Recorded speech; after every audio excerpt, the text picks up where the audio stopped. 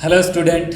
आज हम बात करने वाले हैं हमारे क्लास 9th का chapter number first French revolution.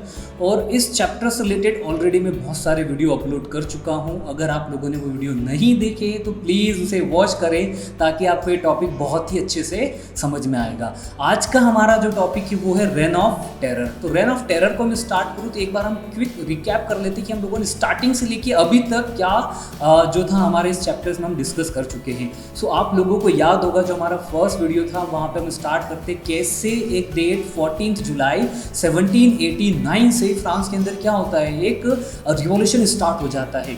Second video में हम लोगों ने देखा था कैसे बहुत ही ब्यूटीफुल प्रिंसेस रानी के साथ जो राजा है उसकी शादी होती है। और उसके बाद हम लोगों ने देखा था कैसे राजा के पास इनकम बहुत कम होती है तो वो टैक्स इंक्रीज करता है। साथ साथ हम लोगों ने वहाँ पे डिस्कस भी करा था फ्रांस की जो सोसाइटी थी। 3 स्टेट थे ना, first state, second state, third states में जो सोसाइटी डिवाइडेड थी, clergy, nobles and common people, ये हम लोगों ने डिस्कस करा था।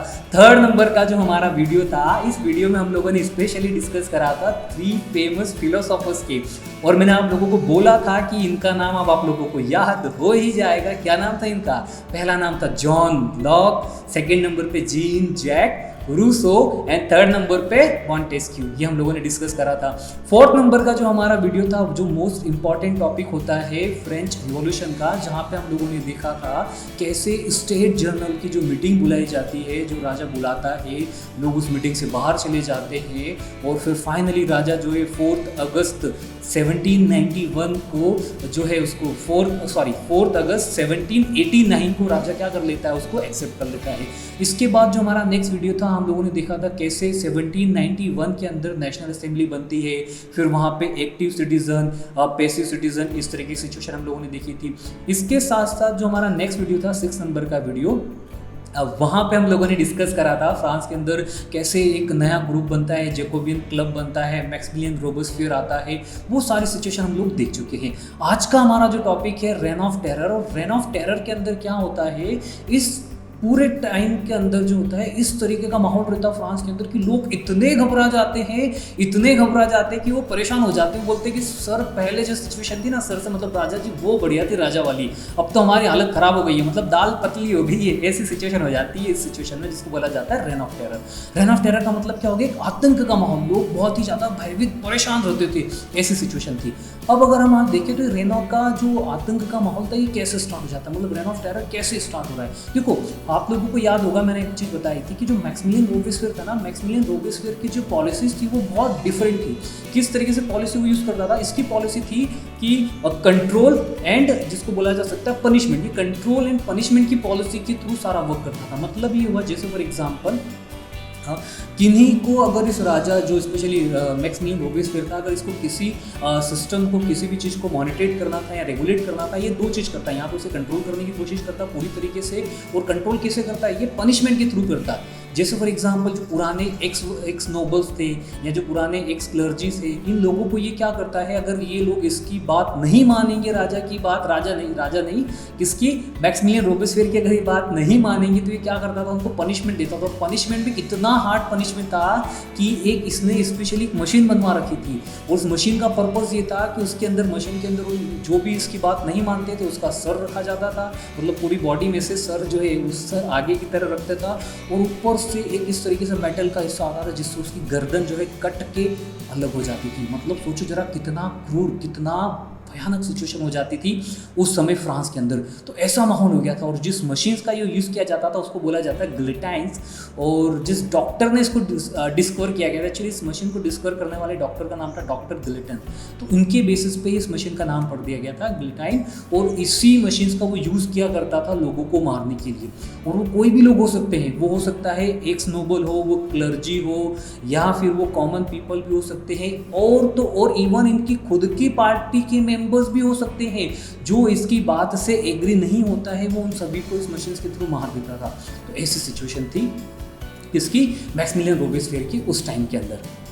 और साथ साथ मैक्सिमिलियन रोबेस्पियर ने कुछ नियम, कुछ रूल्स भी बनाए गए थे उस टाइम के अंदर। जो सबसे पहला अगर मैं नियम की बात करूँ तो नियम वो क्या था, एक जो सीलिंग प्राइस हो सकता है, जैसे फॉर एग्जांपल किसी भी उसने एक मैक्सिमम प्राइस सेट कर दी थी, आप इसको इस तरीके समझे। वो हो सकता था स्पेशली किस चीज़ के लिए, वो वेजेस के लिए। इवन प्रोडक्ट की प्राइस भी इसने मार्केट में जो फिक्स कर दी गई थी कि इससे ज़्यादा प्राइस में कोई इसे सेल नहीं कर सकता है, इस तरीके से नियम इसने बनाया था। सेकेंड नंबर पर इसने एक और जो नियम बनाया था वो क्या नियम था, जितने भी पीजन्स है उनकी जो भी ग्रेन्स है, अगर उनको सेल करना है तो सेल करने के लिए उन लोगों को गांव से बाहर कहाँ आना पड़ेगा, उसे गांव से बाहर आना पड़ेगा सिटी के अंदर, और वहाँ पे आके वो अपने जो ग्रेन्स है उनको सेल कर पाएगा, और वो भी एक फिक्स्ड प्राइस पे। फिक्स्ड प्राइस भी कौन सेट करेगा, तो फिक्स्ड प्राइस भी सेट करेंगे गवर्नमेंट, और गवर्नमेंट के थ्रू जो प्राइस सेट करी है उसी बेसिस पे उनको वो सारी की सारी चीज़ों को सेल करना, मतलब उन्होंने एक प्राइस सेट कर दी, उस प्राइस के बेसिस पे ये सारी चीज़ें करना थी। थर्ड नंबर का अगर एक और बात करूँ, उसने जो बहुत बड़ा चेंजेस कर दिया था वो ये क्या था, स्पेशली जो एक्सपेंसिव व्हाइट फ्लोर होते थे जो ब्रेड बनाने के लिए यूज़ किए जाते थे ना, उसे पूरी तरीके से प्रोहिबिटेड कर दिया गया, उसे बंद करा दिया गया कि आप लोगों को कुछ भी स्पेशल सफ़ेद महंगा चीज़ें यूज़ नहीं करना है, आप लोगों को सभी को सिंपल चीज़ें खाना है जो नॉर्मली अवेलेबल है। तो सभी लोगों के लिए प्लेन ब्रेड, जिसको डिलाइट्स ब्रेड भी बोल सकते हैं, या जो इक्वलिटी को बताने की कोशिश करा जाता है, उस तरीके से वो ब्रेड खाने के लिए इन्होंने बोल दिया गया था। ठीक है, और आगे बढ़ते तो उन्होंने और क्या चेंजेस करा था, स्पेशली जो चर्च थे या जो पुरानी जो चर्च थे या जो उनकी बिल्डिंग्स थी, उन बिल्डिंग्स को लेके उन्हें गवर्नमेंट प्रॉपर्टीज़ में ले लिया गया, इंक्लूड कर दिया गया। उन बिल्डिंग्स को स्पेशली चर्च को ऑफिसेस के अंदर कन्वर्ट कर दिया गया, ये चीज़ करी। साथ ही साथ इन्होंने एक और चेंजेस करा था, तो इसका पर्पस क्या था मैक्सिमिलियन रोबेस्पियर का, ये इक्वलिटी लाने की कोशिश कर रहा था। क्योंकि इसके पहले तक क्या फ्रांस की जो सिचुएशन थी वो ऐसी थी कि एक जो फ्रांस का स्पेशली दो वर्ग थे, कौन से, फर्स्ट स्टेट के और सेकंड स्टेट के जो पीपल्स थे ये बहुत हाई थे, और वहीं जो थर्ड स्टेट के लोग थे ये बहुत नीचे थे। मतलब इस तरीके की जो सिचुएशन हो रही थी इसको वो इक्वल करने की कोशिश कर रहा था। तो इसके लिए क्या करा इन्होंने, स्पेशली जो फ्रांस के अंदर जो वर्ड यूज़ किए जाते थे जिसको बोला जाता है मॉन्सेर, जो स्पेशली सर के लिए यूज़ किया जा सकता है, और जो मदामे था जो मैडम के लिए यूज़ किया जाता है, इन दोनों का बोलने के लिए भी इन पे पाबंदी लगा दी गई थी कि आप लोगों को ये शब्द नहीं बोलना है, इसकी जगह आप लोगों को क्या बोलना है, सितोयन एंड सितियन, ये दो तरीके से जो एक नॉर्मल ही वर्ड होते थे इस तरीके से बोला जाना। तो इन्होंने ये भी चेंज कर दिया है, ये भी इन्होंने चेंज कर दिया था, किसने, मैक्सिमिलियन रोबेस्पियर। तो मैक्सिमिलियन रोबेस्पियर इस तरीके से बहुत सारे नियम बनाए ताकि फ्रांस के अंदर एक इक्वलिटी लेके आ सके, एक समानता लेके आ सके जो पहले वाली सिचुएशन में नहीं थी। इस तरीके से रोबेस्पियर जो था वो काम कर रहा था। मतलब रोबेस्पियर का काम करने का पर्पस, जो उसका इंटेंशन था, अगर हम बोले तो बहुत हद तक सही था, लेकिन जो एक गलत जो यूज़ कर रहा था वो क्या, स्पेशली लोगों को मारने का जो तरीका था ना, उसने उसके सारे एडवांटेज जो थे, जो अच्छे काम थे, उसको भी नज़रअंदाज कर दी गई। देखो लाइफ में ऐसा होता है ना, आपकी जो एक बुराई है ना, एक बुरी आदत आपकी 100 अच्छाइयों पे हैवी हो जाती है। इसको मैं एक सिंपल तरीके से याद कर सकता हूँ। आप लोगों ने देखा होगा रावण को देखा है कि नहीं, रावण के पास इतनी अच्छाई थी शायद जो आप ये आज की तारीख में वीडियो देख रहे हैं ना, उनके पास भी नहीं होगी। रावण इतना प्रखंड ब्राह्मण था, इतना चीज़ों का ज्ञाता था, सब चीज़ें थी उसके पास, पर क्या थी, एक गलत आदत हो गई। और वो क्या थी, किसी की और की वाइफ को वो उठा के लेके आ गया, मतलब सीता माता को लेके आ गया। तो इस तरीके से एक बुरी आदत ने रावण को बिगाड़ दिया था, मतलब उसके सारे पॉजिटिव चीज़ों को, अच्छी चीज़ों को नज़रअंदाज कर दिया गया था। As it is Maximilien Robespierre की सिचुएशन थी। इसने जितने भी अच्छे काम किए थे, जो सोसाइटीज़ में इक्वलिटी लाने के लिए कर रहा था, वो जो सारी चीज़ें कर रहा था ना, वो सिर्फ एक जो उसका गलत जो अड़ियल स्वभाव जो था ना, स्पेशली क्या कि लोगों को पनिशमेंट देने का, उसके कारण ये सारी सिचुएशन यहाँ पे हो गई थी। फाइनली क्या होता है, फाइनली जो है जुलाई के अंदर ही अगर हम बात करें तो फाइनली 94 के अंदर जो था इसको एग्जीक्यूट कर दिया जाता है, और वही गिलोटाइन जिस मशीन से ये लोगों को मारता था ना, उसी मशीन से इसकी भी डेथ हो जाती है। तो इस तरीके से जो रेन ऑफ टेरर था, ये रेन ऑफ टेरर पूरी की पूरी यहाँ पे एंड हो जाता है। अब आपके दिमाग में क्वेश्चन आएगा, सर ये रेन ऑफ टेरर एंड हो गया, इसके बाद क्या हुआ फ्रांस के अंदर? इसके बाद फ्रांस के अंदर एक और नया सिस्टम आया जिसको बोला जाता है directory rule system. Directory rule system क्या था, एक्चुअली से डायरेक्टरी भी बोलते हैं या डायरेक्टरी भी रूल सिस्टम बोलते हैं। यहाँ पे क्या करा इन लोगों ने, अब फ्रांस के लोग बहुत समझदार थे। आप लोगों ने देखा था ना, जब एक बार कोई आदमी दूध से चल जाता है, मतलब गर्म दूध पी लेते ना, तो फिर क्या छाछ भी या ठंडी चीज़ भी फूक फूक के पीते, ऐसी सिचुएशन हो गई थी फ्रांस के लोगों की। देखो पहले तो राजा था, राजा बहुत खतरनाक था, ऐसी सिचुएशन चल रही थी। बड़ी मेहनत से तो उस राजा को उतारा गड्डी से, उस गड्डी मतलब गाड़ी नहीं, गद्दी से उठाया, राजा को उतारा, नीचे रखा। फिर आए हमारे मैक्सिमिलियन रोबेस्पियर आगे, और रोबेस्पियर आए तो भैया सिचुएशन और ख़राब हो गई। ये तो भैया गर्दन ही काट देता है पूरी की पूरी। राजा तो ठीक है, फिर भी थोड़ी बहुत कुछ बातें मानता था, सुनता था, समझना था। इसने तो और हालत ख़राब कर दी। इसके बाद फ्रांस के लोग लेके आते हैं जिसको बोला जाता है डायरेक्ट रूल। अब डायरेक्ट रूल के अंदर क्या था, पहले देखो जरा, पहले जो पावर थी वो राजा के पास थी, मतलब एक हायर सोसाइटी के लोगों के पास थी। फिर पावर आती किसके पास, एक लोअर सोसाइटी के लोगों के पास पावर आती है। अब डायरेक्ट रूल के अंदर फाइनली जो पावर आती है, मिडिल क्लास लोगों के पास पावर आती है। और ये इसका सॉल्यूशन ही निकालते हैं कि पहले हम लोगों ने एक आदमी के पास सारी पावर दे दी। अब ये क्या करते हैं, बोले एक आदमी को पावर मत दो, नहीं तो वो कब पागल हो जाए, कब किसी को उठा दे, कब किसी को मार दे, सिचुएशन खराब करे। बेटर है कि हम पावर को डिवाइड कर देते और 5 लोगों में दे देते।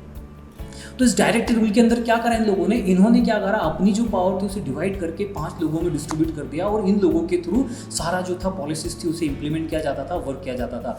अब सोचो जरा, जब 5 लोग मिलके कुछ काम करेंगे तो भाजी पाला तो होना है। भाजी पाला मतलब दिमाग की ऐसी की तैसी तो होना ही है। क्यों? क्योंकि एक साथ मेजोरिटी आएगी नहीं किसी भी डिसीजन में।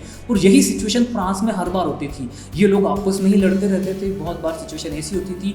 इसी रीजंस के कारण फ्रांस के अंदर एक और नया चेंजेस आता है, और वो क्या आता है, फ्रांस में नेपोलियन बोनापार्ट एक नया लीडर और उभर के आता है। स्पेशली जो मिलिट्री रूल बोला जा सकता है फ्रांस के अंदर, क्योंकि नेपोलियन जो था खुद एक मिलिट्री सोल्जर था, और वो फाइनली फ्रांस के ऊपर सत्ता पे रूल करने लग जाता है। क्यों? क्योंकि इनकी जो लड़ाई थी ना, इस लड़ाई से कहीं ना कहीं इनकी वीकनेस होने के कारण, क्योंकि अच्छी तरीके से मैनेज नहीं कर पा रहे थे, वीक होते जा रहे थे। और नेपोलियन जो था सारे फ्रांस के एरिया को अपने अंडर में रहता है, और नेपोलियन उसका फिर फ्रांस का एक्सपांशन करता है। और भी अदर रीजन जो था यूरोप के, जैसे फॉर एग्जाम्पल ऑस्ट्रिया, और मैं बात करूँ जर्मनी या हॉलैंड की बात करूँ, इन सभी रीजन को वो धीरे धीरे एक्सपांशन करता है और एरिया को अपने अंडर में मिलाते जाता है। इस तरीके से नेपोलियन जो था, नेपोलियन कैसे स्टार्ट हुआ, नेपोलियन जो था, ये जो डायरेक्टर की जो रूल था ना, इस सिस्टम के अंदर फ्रांस के अंदर बहुत सारे 5 लोग और रहते ना, तो तालमेल नहीं बैठ पाता है। आप सोचो जरा, आप खुद ही सोचो ना, अगर आपकी क्लास में 5 बच्चे हो और 5 से पूछा जाए कि आप लोगों की चॉइस क्या है, 5 क्या लगे, एक बोलेगा सर ऐसा करना है, दूसरा बोलेगा सर ऐसा करना है, तीसरा बोलेगा ऐसा करना, मतलब एक सहमति नहीं बन पाएगी।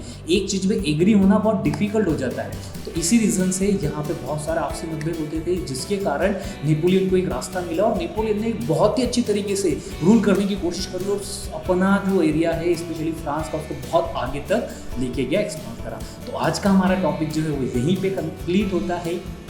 अगर आपको इस टॉपिक से रिलेटेड कुछ भी और डाउट्स रहें तो आप कमेंट भी कर सकते हैं। Thank you so much.